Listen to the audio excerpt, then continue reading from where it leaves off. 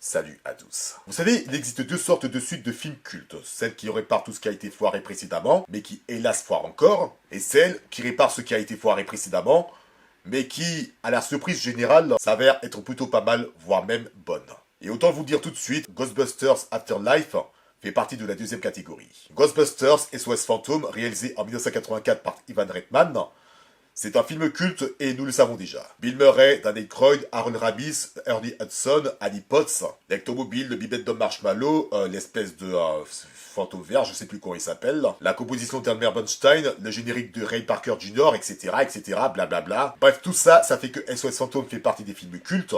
Et même si je dois vous admettre que je suis pas vraiment un grand fan de cette saga, je dois quand même l'admettre, c'était quand même un plaisir de suivre le parcours de trois scientifiques qui sont considérés comme des losers, qui sont passionnés de physique et de sciences occultes, et après avoir été virés de leur boulot, eh bien, ils sont devenus auto-entrepreneurs, et ensemble, ils ont fondé une boîte qui s'appelle SOS Fantôme, qui, vous l'avez compris, consiste à chasser les fantômes. Un peu plus tard, un quatrième homme s'est ajouté, à savoir Winston, et suite à un accident, tous les fantômes se sont libérés, envahissent New York. Et après s'être débarrassé de Gozer, eh bien toute la ville de New York a acclamé la bande de chasseurs de fantômes. Et c'est ainsi que Ghostbusters, dans les années Reagan, c'était vraiment des héros de la ville. Et c'est ça que j'ai mis dans ce film parce que au départ, tu es considéré comme un loser. Et après avoir réalisé des exploits, qui sont en rapport avec ce qui est contre la réalité, voire même au-delà de la réalité, eh bien pour tout New York, tu es devenu un héros national, de la même manière que l'équipe de France en 98 et en 2018. Bref, tout ça a fait que SOS Fantôme, premier du nom, fait partie du panthéon de la pop culture. Ensuite, le deuxième film,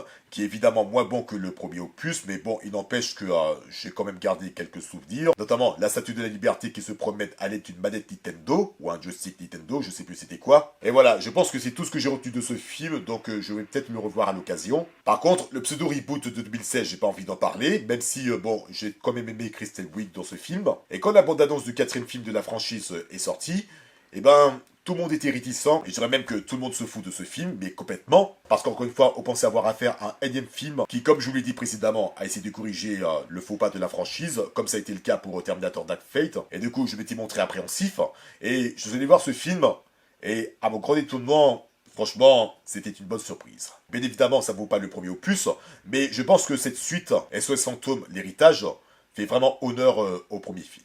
Je vais pas vous le cacher que j'ai passé un bon moment face à ce film, alors que certes, il y a du fanservice à outrance, mais bon, quel genre de film qui reprend les codes du premier opus ne le fait pas. Et pourtant, c'est tout de même rafraîchissant, ne serait-ce que pour le synopsis du film, voire même le décor du film, et même le casting. Même si, bien évidemment, on retrouve certains personnages qui sont apparus précédemment. Mais bref, SOS Fantôme, l'héritage de son titre original Ghostbusters Afterlife, est un film réalisé par Jason Reitman, soit le fils de Ivan Reitman. Et ce que ce film nous raconte, c'est l'histoire d'une famille qui a été forcée d'emménager dans une maison de campagne parce qu'ils n'ont pas pu payer leur loyer. Des phénomènes étranges se passent dans cette ville et les deux enfants, à savoir Phoebe et Trevor, vont suivre les traces des anciens Ghostbusters. Voilà, je ne peux pas vous en dire davantage parce qu'il y a énormément de choses à dire. Alors pour commencer, j'aime beaucoup le changement du décor, c'est-à-dire que la situation du film ne se passe non plus à New York, mais dans une ville campagnarde. Dans les précédents films, c'était vraiment décalé par rapport au fait qu'il y ait des fantômes dans une ville, alors que d'habitude tu en trouves dans les maisons hantées, dans une ville abandonnée ou autre chose dans le genre. Alors qu'ici, dans ce quatrième film, ce même code a été respecté. On visite une petite maison abandonnée, on visite une ville un peu vide, il faut l'admettre. On passe par un canyon pour ensuite visiter une grotte. Bref, certes, le décor est vide, mais je trouve que ça rajoute un peu plus de, comment dire, un peu plus de tension. Et j'ajouterais même que, même si ce film est à la base une comédie horrifique, enfin c'est plus une comédie qu'un film fantastique, et bien si tu as quand même droit à des jumpscares très surprenants, certains fantômes parfois très flippants, et je dirais même que le ton de ce film est un tout petit peu plus sérieux, je dis bien un tout petit peu plus sérieux par rapport au précédent film.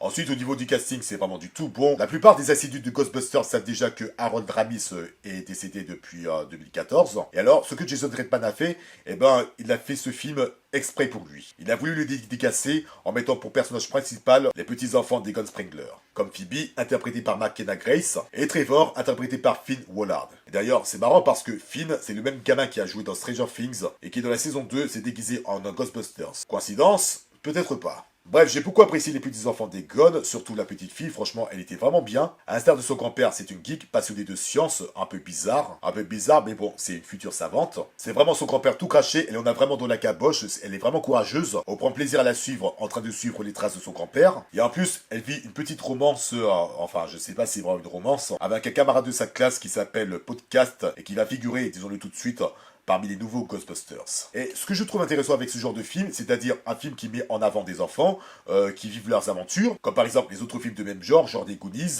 et même The Wizard. Quelque part, ce film était une mode des années 80-90, c'est-à-dire que la plupart du temps, on suit des enfants et des adolescents en train de suivre les aventures, avec bien entendu le soutien de la part de certains adultes. Et pour ma part, c'est le genre de film qui m'a vraiment manqué ces derniers temps, et ce film a réussi à me faire ressentir la même sensation que j'avais eu lorsque je regardais les films, ce qu'on appelle les films Amblin. Ce qui fait que quelque part, que je me suis vraiment retrouvé en ces enfants. Et bien entendu, encore une fois, à l'instar du reboot qui a été vraiment merdique, on retrouve presque tous les personnages qui sont apparus dans les deux premiers films. Oui, même Aaron Ramis, je vais vous expliquer plus tard. Dans le film précédent de 2016, les acteurs principaux des deux premiers films sont apparus, mais pas en tant que leurs propres personnages, mais dans d'autres personnages quelconques. Et bien sûr, dans le quatrième film, il faut rebelote, sauf que cette fois-ci, c'est beaucoup mieux utilisé et c'est beaucoup mieux placé, je trouve. Et si certains personnages ont bien leur place au sein de ce film, surtout par rapport au thème de l'héritage, eh bien il y en a d'autres, un en particulier, qui est juste là pour le fanservice. Ce qui je trouve n'est pas un mal en soi, mais bon, c'est pas vraiment nécessaire à mon sens. Mais bon, ça fait quand même plaisir de retrouver ces personnages, malgré un fanservice assez assumé, je dirais. Parce que même si le film a le mérite de renouveler son scénario, de proposer un véritable héritage, comme le souligne le passage de flambeau d'Ivan Reitman à Jason Reitman à la réalisation, et ben ça reste quand même du fanservice à volonté, et encore une fois, ce n'est pas un mal en soi, mais des fois, et parfois il y en a trop. Comme par exemple, il y a une réplique qui fait référence au générique de Ray Parker Jr., qui ici je trouve est plutôt bien passé, surtout par rapport à ce qui va suivre après. Les fantômes, bah, disons-le tout de suite, c'est carrément les mêmes que dans le premier film. Il y a certaines scènes qui ont été reprises à l'identique. Mais bref, ce sont des scènes que je ne peux pas vous dévoiler tout de suite, je vous dévoilerai la partie spoil. Et bordel, ça fait très longtemps que j'ai pas fait ça. Et même si majoritairement j'ai trouvé qu'il y ait trop de clins d'œil par rapport au premier film, eh bien, s'il y a quelque chose que je peux pas... S'il y a une seule chose que j'ai vraiment appréciée, c'est la musique du film.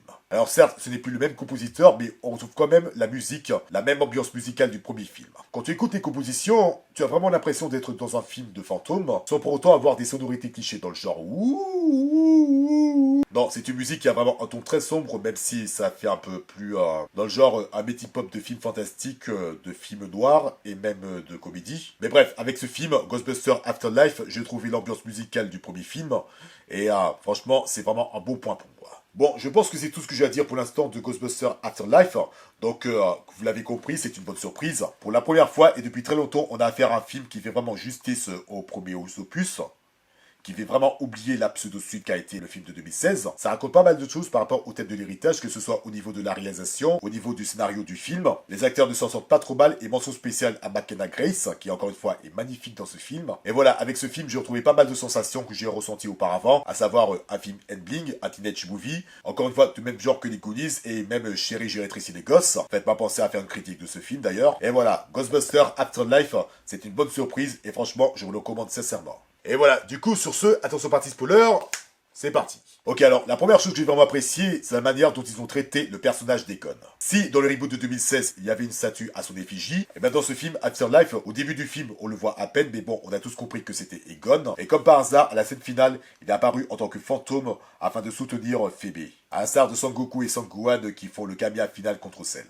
Alors, bien évidemment, ce n'était pas le véritable Aaron Harris qui a joué ce fantôme, mais une doublure qui a été modifiée numériquement pour faire le même Egon qu'on a vu à la fin du film. Et je ne vais pas vous mentir, toute la partie concernant Egon, bah ça a été très touchant, même si, bon, son fantôme ne parle pas, ce que j'ai trouvé un peu bizarre, mais bon, au final, ça n'a pas empêché d'apprécier cette séquence. Mais ce que j'ai surtout apprécié avec ça, c'est que le film se termine sur Egon qui se volatilise, qui part vers les cieux, et juste après, générique de fin avec le générique de Ray Parker Jr., et on a droit à un plan sur New York. Donc franchement, c'était vraiment une bonne idée de mise en scène parce que c'était vraiment subtil dans le sens où toute la scène finale se consacre non seulement aux adieux d'Egon Springler, mais aussi à Aaron Ramis. Au lieu de nous présenter la situation finale des enfants. Puisqu'on l'a compris, les enfants vont peut-être reprendre le flambeau, parce que Winston, qui est devenu richissime, a voulu racheter le QG défectueux des Ghostbusters. Il y a autre chose que j'aime bien à propos de Winston, c'est la conversation qu'il a eue avec Janine.